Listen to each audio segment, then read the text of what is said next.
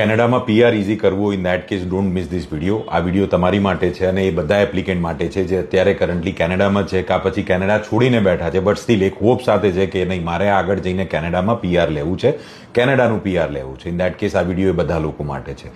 So here the important update is there are 6 categories કે જેની અંદર જો તમને એક્સપિરિયન્સ થાય કે ક્વોલિફાય થતા હો, ઇન દેટ કેસ તમારી પીઆરની જે જર્ની છે ઇઝી થઈ શકે છે. એક કેટેગરી એમાં છે દેટ ઇઝ ફ્રેન્ચ. જો તમે ફ્રેન્ચમાં NCLC લેવલ 7 લાવી શકો છો, ઇન દેટ કેસ તમને એ એજ્યુકેશન એ લેંગ્વેજ પ્રોફિશિયન્સીના લીધે તમારે એની માટે લેંગ્વેજ સ્ટડી કરવી પડશે, બટ ઇફ ઇન કેસ તમે લાવી શકો છો દેન એ લેંગ્વેજના બેઝિસ પર તમારું પીઆર ઇઝી થઈ શકે છે. બીજી કેટેગરી છે that is health care and social service occupations.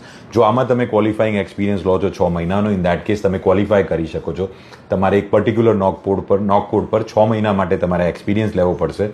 Experience last 3 વર્ષમાં કન્ટિન્યુઅસ 6 મંથનો ફૂલ ટાઈમ કા ઇક્વિવેલન્ટ પાર્ટ ટાઈમ હોવો જોઈએ, પ્લસ અલોંગ વિથ દેટ તમે એક્સપ્રેસ એન્ટ્રીમાં એલિજિબલ હોવા જોઈએ. જો આ રિક્વાયરમેન્ટ મેચ કરો છો ને આ ડ્રો થાય છે, ઇન દેટ કેસ તમને એમાં પણ ઇન્વિટેશન મળી શકે છે. ત્રીજી જે કેટેગરી છે that is STEM occupations. So STEM ઓક્યુપેશનમાં આઈટી રિલેટેડ અને ટેકનોલોજી રિલેટેડ જે પ્રોફેશનલ્સ છે જે એમાં ક્વોલિફાઈંગ નોક કોડ પર પરફોર્મ કરી છે ડ્યુટીઝ, એ લોકો આમાં ક્વોલિફાય થઈને સ્ટેમ ઓક્યુપેશનના ડ્રોમાં ક્વોલિફાય કરી શકે છે. Other one here is the fourth one is agriculture. જો તમને એગ્રીકલ્ચરમાં એક્સપિરિયન્સ હોય on a qualifying NOC code, તો તમે એગ્રીકલ્ચરના એક્સપિરિયન્સના બેઝિસ પર એ સ્ટ્રીમમાં એલિજિબલ થઈને by working on the qualifying NOC code તમે એલિજિબલ થઈ શકો છો. Trade occupation is one of the super category કે જેની અંદર જો તમને એક્સપિરિયન્સ થઈ જાય તો ટ્રેડના ઓક્યુપેશન તમને પીઆર એક્સપ્રેસ એન્ટ્રીમાં કરાવવા માટે બહુ ઇઝી કરી શકે છે તમારી પીઆરની જર્ની. આ ટ્રેડ ઓક્યુપેશન તમને OINP સ્કિલ ટ્રેડમાં બી હેલ્પ કરી શકે છે. RCIP ટાઉન્સમાં પણ આ ટ્રેડ ઓક્યુપેશન આવે છે.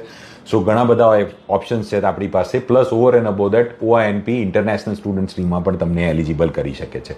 If you talk about the other sector, in that case that is education. એજ્યુકેશનમાં જો તમને ક્વોલિફાઈંગ નોક કોડ પર એક્સપિરિયન્સ થયો હોય 6 મહિનાનો as a kindergarten teacher, primary school teacher કા પછી તમે અર્લી ચાઇલ્ડહુડ એજ્યુકેટરનો કોર્સ કર્યો હોય, ઇફ ઇન કેસ ના કર્યો હોય then in that case we can help you with registration in that course.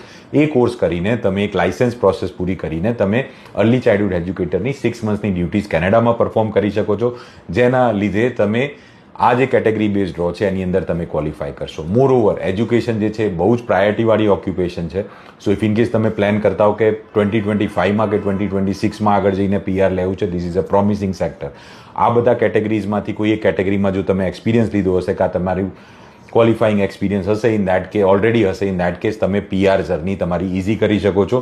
If in case તમે કન્ફ્યુઝ હો, સ્ટ્રેટેજાઇઝ કરવા માંગતા હો immigration goals, then feel free to book a consultation directly from the website.